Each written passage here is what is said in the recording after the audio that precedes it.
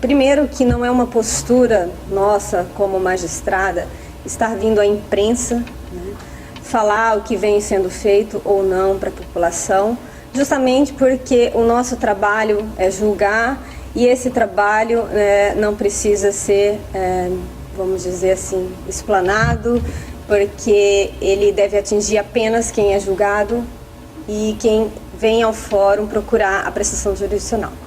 No Brasil, nós temos apenas 3 possibilidades para que o juiz interne um menor infrator.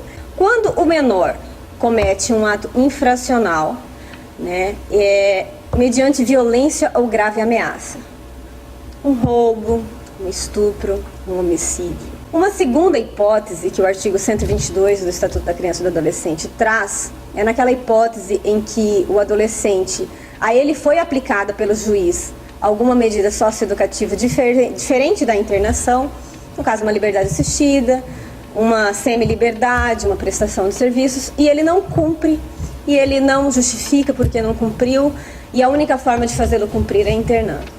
Essa também é uma hipótese. Uma terceira e última hipótese em que o juiz pode internar um adolescente infrator é no caso em que ele pratica qualquer ato infracional que não seja cometido mediante violência ou grave ameaça à pessoa, mas que, independentemente de qual seja esse ato infracional, ele tenha uma certa reiteração nessas condutas infracionais. O juiz, ele tem responsabilidade sobre essa questão de internação. Ele pode responder por isso. O juiz, como qualquer outro cidadão, ele precisa cumprir a lei. Ele não pode passar por cima da lei. Nós não temos local adequado para a internação de menor. E esse problema não é só de Colíder, é de todo o estado de Mato Grosso. Informa ao juiz, em consonância com as regras mínimas para tratamento de prisioneiros da ONU e orientações do Conselho Nacional de Justiça, expressa esse ofício circular encaminhando aos juízes das varas de execução penal, determinando que se abstenham de manter pessoas custodiadas em delegacias de polícia sob qualquer pretexto. Não querem saber o motivo. Se abstenham. Ou seja, nenhum juiz em sã consciência vai manter adolescentes nas salas da delegacia. Veio-nos em regime de plantão essa comunicação da prisão em flagrante dos maiores e da apreensão dos menores. Quando qualquer menor é apreendido, o juiz imediatamente tem que se pronunciar se ele deve ser solto ou permanecer internado. À vista dos autos, o que eu tinha nos autos para decidir? Veio o auto de prisão, o auto de apreensão, com as declarações das testemunhas e das pessoas apreendidas. Além disso, o que veio? Um boletim de ocorrência subscrito pela Polícia Militar. Se naquele procedimento o senhor delegado não encaminhou nada dizendo que aqueles 3 adolescentes ou qualquer um deles fosse reiterador da prática de ato infracional, eu não poderia, sob pena de estar ferindo o Estatuto da Criança e do Adolescente, fazer a internação, decretar a internação desses adolescentes. Então, toda aquela arma, toda aquela droga que foi apreendida, não é que eu não achasse que aquilo não era motivo para internar os menores.